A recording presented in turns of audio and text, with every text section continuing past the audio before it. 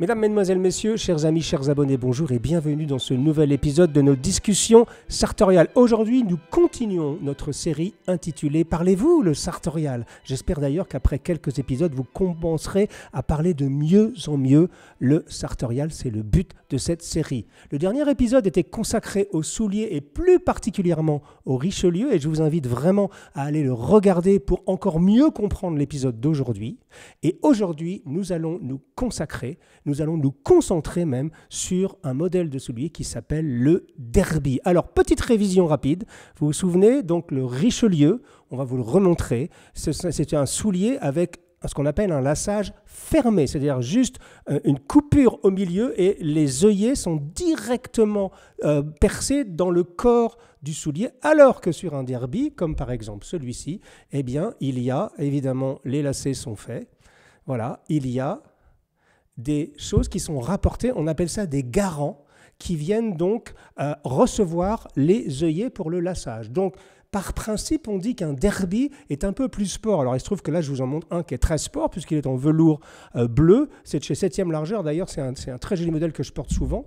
Celui-ci est la même chose, assez sport en daim. Alors, il se trouve que j'ai un peu bataillé pour vous montrer des derbys pour la bonne et simple raison que mon placard à chaussures, et je m'en étais jamais aperçu, est rempli de Richelieu, mais il a très peu de derby. Alors, qu'est-ce que c'est qu'un derby? On vient de le voir, donc c'est avec deux garants qui offrent une zone de lâchage un tout petit peu plus, comment dire, souple et large. Si vous aviez un pied un peu volumineux, c'est vrai que le derby est peut-être la chaussure qui vous conviendra le mieux, en tout cas si vous démarrez votre démarche sartoriale. Mais ceci étant, le derby est de principe toujours considéré comme étant un tout petit peu plus sport qu'un Richelieu. Alors maintenant, je vais vous montrer des derbys, et comme pour l'épisode dans le Richelieu, vous allez voir que sur cette idée du derby, on peut avoir des modèles qui sont extrêmement différents. Parce que qu'est-ce que cette chose-là a en commun, par exemple, avec cette chose-là? Vous pourriez dire, mais c'est complètement différent. Et pourtant, ce sont bien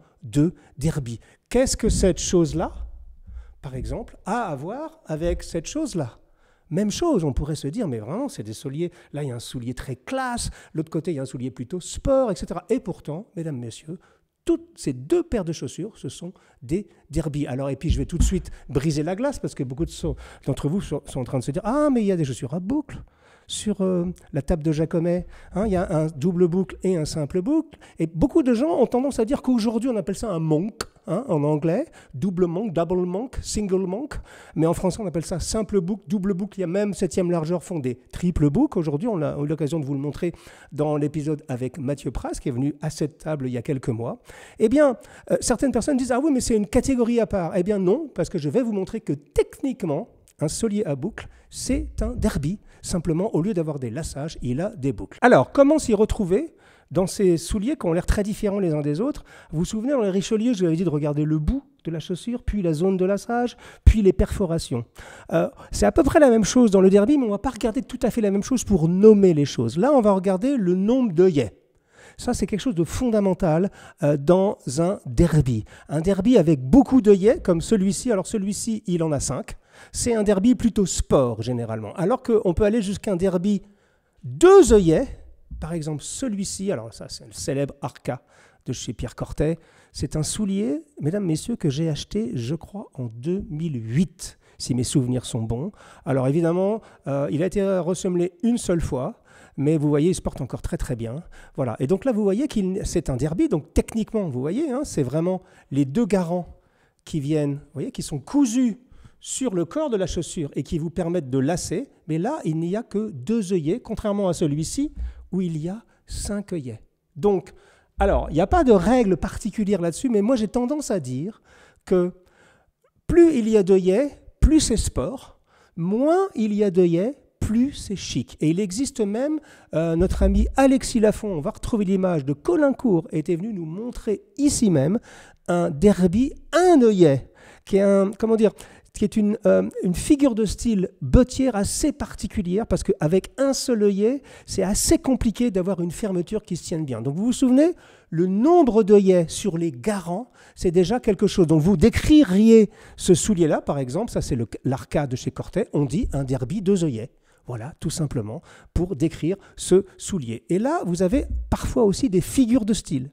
Par exemple, vous avez celui-ci. Alors celui-ci, je n'ai pas mis le lacet dedans pour vraiment vous le montrer. Vous voyez, ça c'est vraiment un derby. Donc vous voyez, c'est 2 pièces de cuir qui viennent dans la zone de lassage. Et là, vous voyez ici, il est cousu légèrement en avançant. C'est ce qu'on appelle un V-front.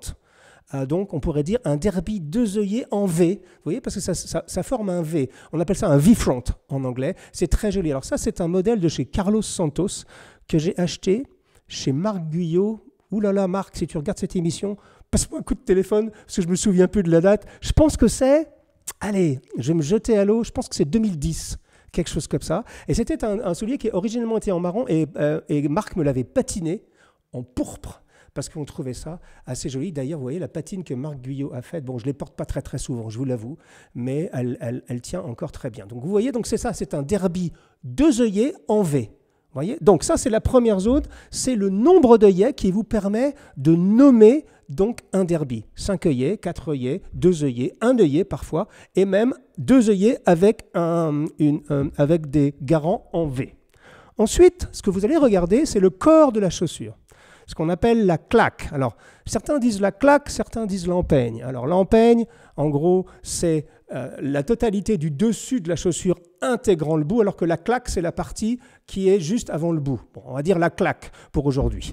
Alors, parfois, on a des souliers avec des claques simples. Là, il n'y a rien de particulier. Là, il y a juste un bout golf qui est rapporté dessus. Alors que là, il y a une petite chose qu'on aime beaucoup dans l'univers Sartor, on appelle ça un plateau.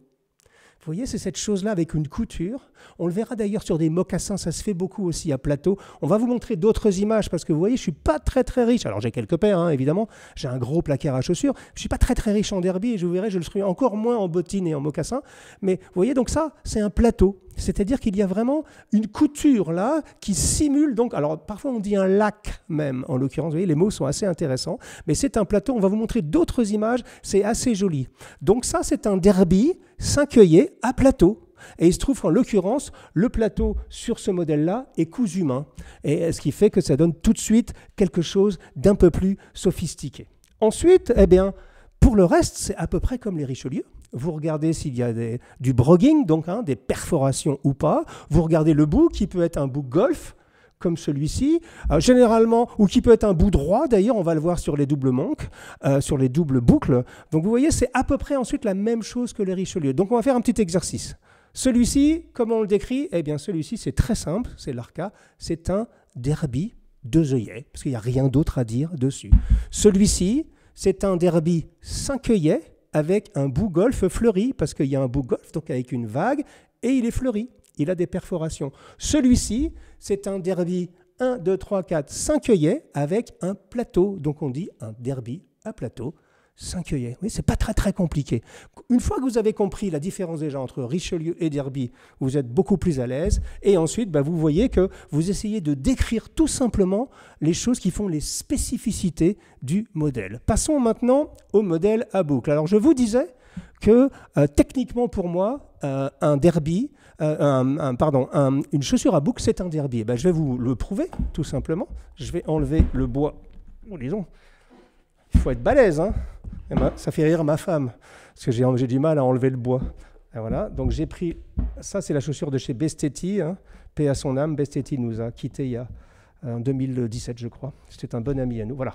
Vous voyez bien, regardez la boucle, vous voyez que c'est un derby. Et parce qu'il y a les deux parties, comme sur un derby, comme sur celui-ci, comme sur celui-ci. Donc c'est bien un derby, un monk. Vous voyez, et après, vous passez la boucle par-dessus, il faut le fermer. Sur le double, c'est la même chose. Je vais essayer de faire plus vite. Hop, voilà. Ici, ça c'est un double boucle. Alors, c'est la grande mode en ce moment.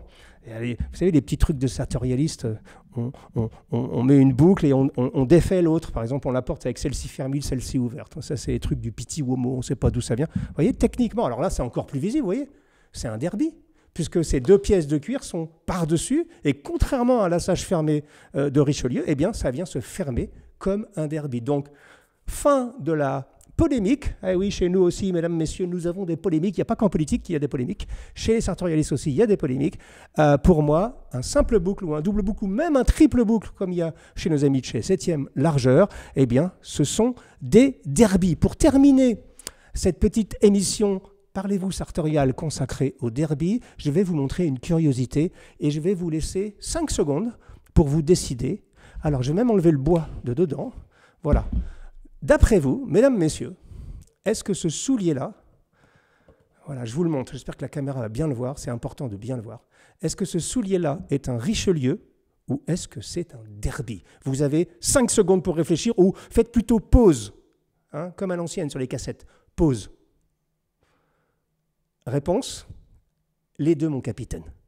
Parce qu'on pourrait dire que techniquement, on a l'impression quand même que c'est un Richelieu parce que la zone de lassage, elle est coupée dans l'empeigne, mais pour autant, il y a deux choses qui viennent être rajoutées là directement sur le bord de la chaussure. Alors en fait, c'est ce qu'on appelle un Gilly simulé. C'est un peu compliqué. Chez Cortez, ils avaient fait cette série. Je ne me souviens plus du nom du modèle, mais je crois qu'ils l'appelaient le Gilly, tout simplement, qui tentait de revisiter un peu le style des chaussures écossaises ouvertes que l'on porte généralement avec un kilt. D'ailleurs, j'ai pour projet de faire un kilt, il faudra qu'on en reparle avec Alex, d'ailleurs, parce qu'on n'en a pas reparlé.